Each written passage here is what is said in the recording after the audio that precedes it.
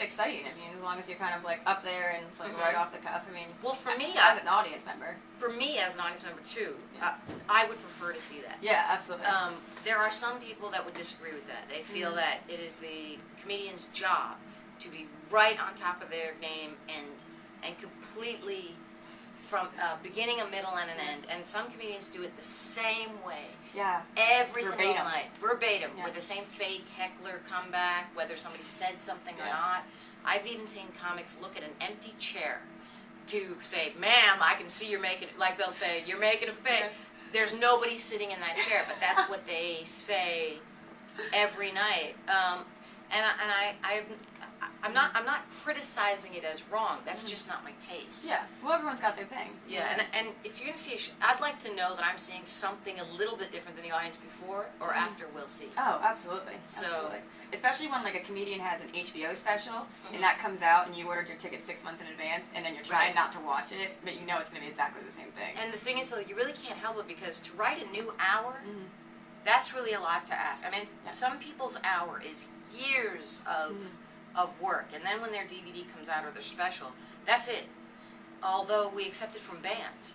You know what I mean? You can see a band for 25 years and you want to see the same song, but you don't want to see the same material. Although I have seen, like Patton Oswalt, one of my favorite comics, who is has tons of material. There are people in the audience who will shout out, they want to hear a certain thing. I've seen that happen to him before. Yeah. Or they shout out the punchline before he's done.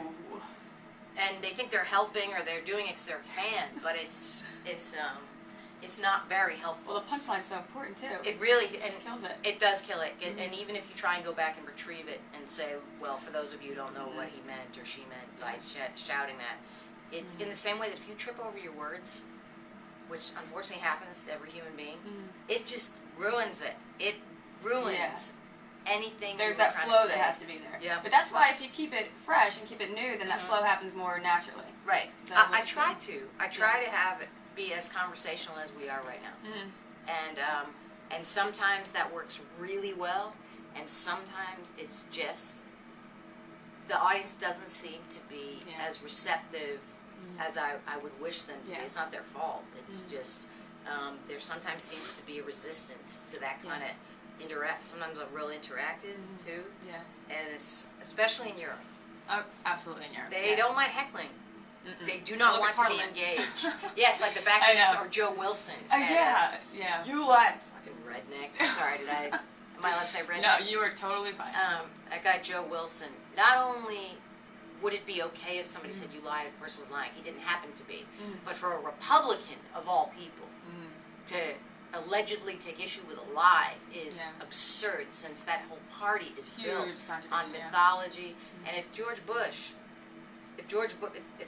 people had said you lied to George Bush anytime he addressed Congress, he wouldn't get a word in edgewise. I mean, you know what I mean? Like when they should have been saying. And there were probably plenty of people. But Joe Wilson, what a redneck nerd. Is just nerd. Can I say it? It's going out on a limb there. Get it out.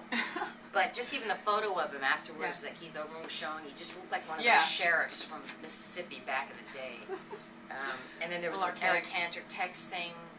Just the disrespect the Republicans show to democracy in general, but to this president is shocking in the face of the 2 terms of an illegitimate president before him. Well, maybe there's a learning curve there. I mean, on the bright side, hopefully.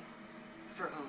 For anybody who's trying to adapt to the new president after we've had, 8 years of something completely different. Well, for the Republicans, their thing, and Congressman DeMint actually was honest enough to say it. I want to see this president fail.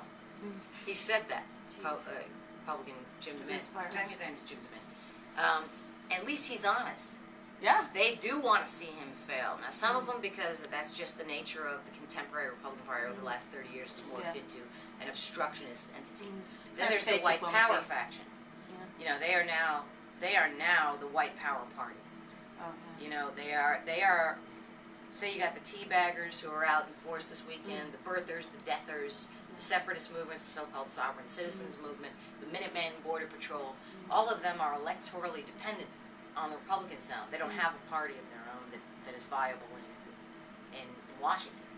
So they depend upon these assholes who claim that they want to see the birth certificate of this president, or that there's death panels set up in his healthcare, that he's a socialist or communist. Both, by the way, I believe those are mutually exclusive, not positive. No. Yeah.